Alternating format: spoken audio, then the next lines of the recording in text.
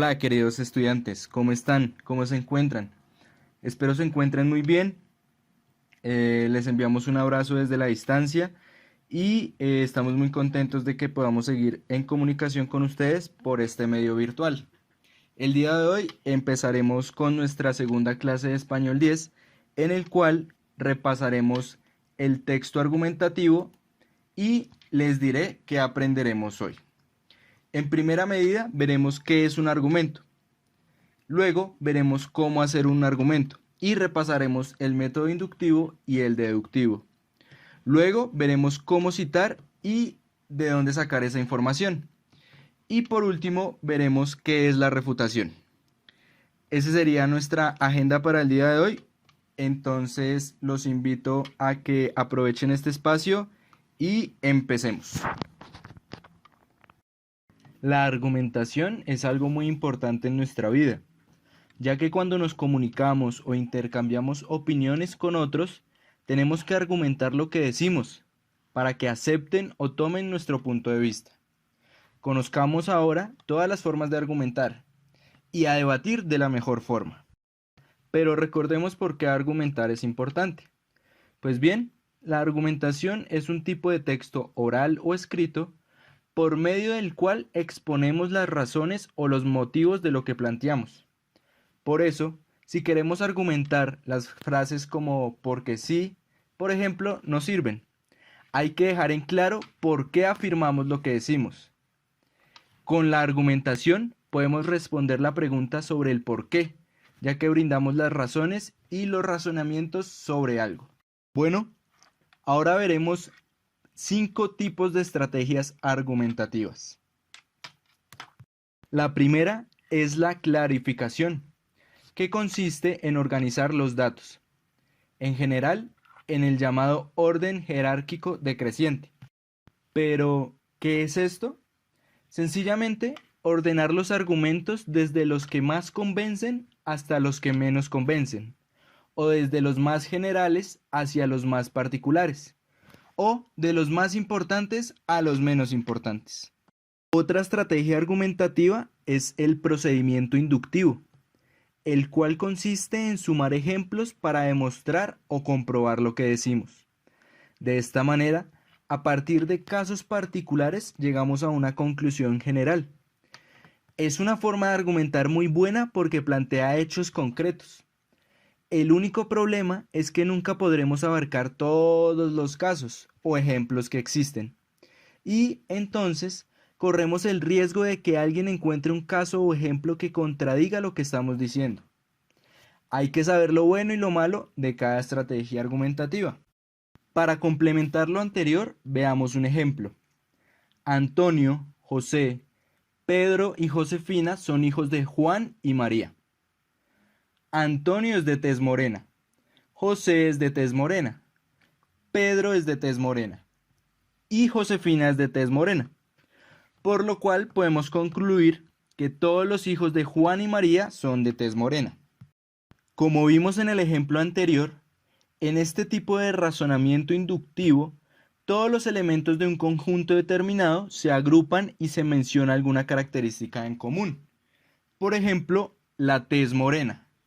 Y luego se procede a definir el conjunto por lo que se dice de cada una de las partes.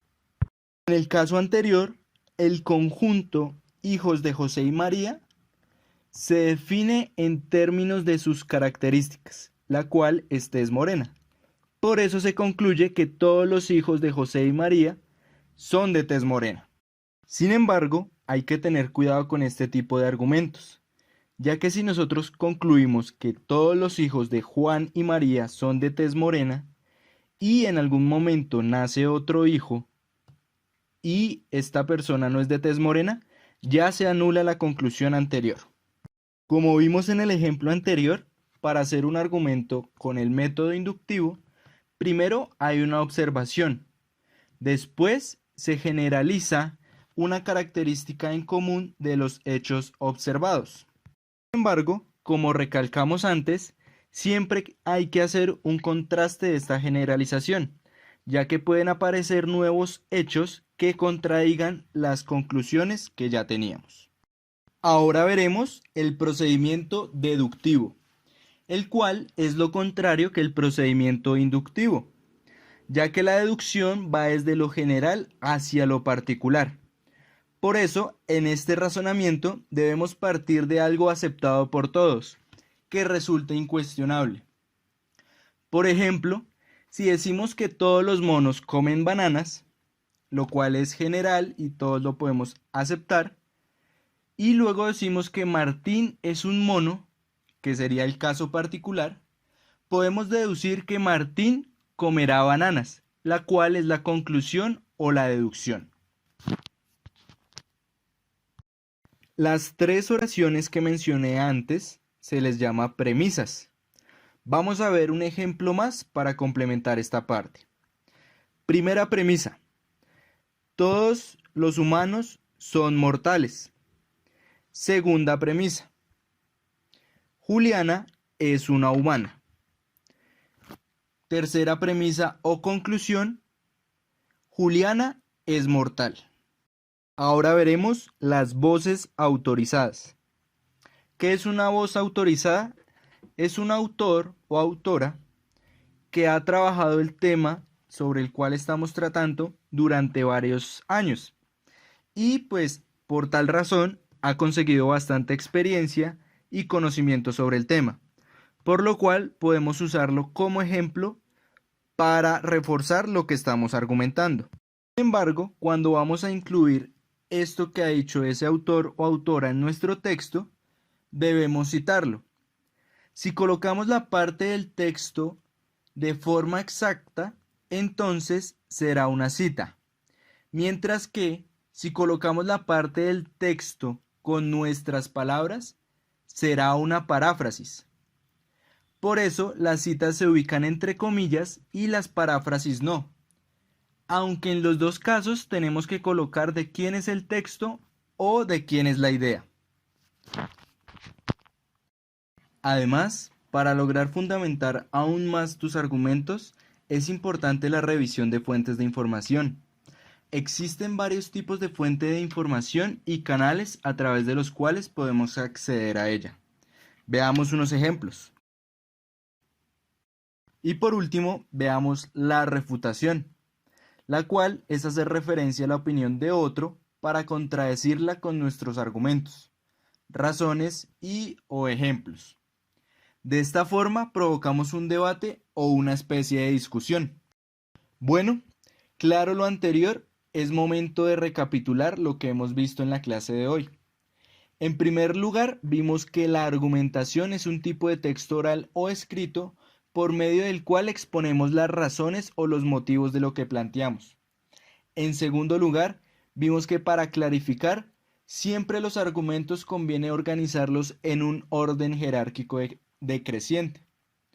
Luego vimos el procedimiento inductivo, que consiste en sumar ejemplos para demostrar o comprobar lo que decimos. De esta manera, a partir de casos particulares llegamos a una conclusión general. Después vimos el procedimiento deductivo, que va desde lo general hacia lo particular. Por eso, en ese razonamiento, debemos partir de algo aceptado por todos que resulte incuestionable. Luego vimos las citas o paráfrasis, que son partes de un texto elaborado por un autor o autora o por una institución con reconocimiento, con autoridad. Y lo importante es que este autor o autora sean adecuados al tema que estamos tratando. Ya por último, vimos que la refutación es hacer referencia a la opinión de otro para contradecirla con nuestros argumentos, nuestras razones y ejemplos. Bueno, queridos estudiantes, eso sería todo por el día de hoy. Ahora veamos qué aparecerá en el taller. Recordemos que en el taller de la clase anterior seleccionaste 3 temas y de cada uno de ellos elaboraste una tesis. En esta clase avanzaremos en la elaboración del párrafo introductorio y del párrafo argumentativo. Para eso, elige uno de los temas y escríbelo en el taller, junto con la tesis planteada. En segundo lugar, teniendo en cuenta la tesis que ya elaboraste sobre el tema escogido, Piensa en 3 razones que te ayuden a argumentarlos. En el taller verás algunos ejemplos. Y por último, tendrás que identificar las fuentes de información que te ayuden a argumentar tu tesis. Bueno, eso sería todo por el día de hoy. Recuerda que cualquier duda o sugerencia se la puedes comentar a tu docente y para que puedas continuar tu proceso de aprendizaje. Así que nada, muchas gracias y seguimos aprendiendo juntos.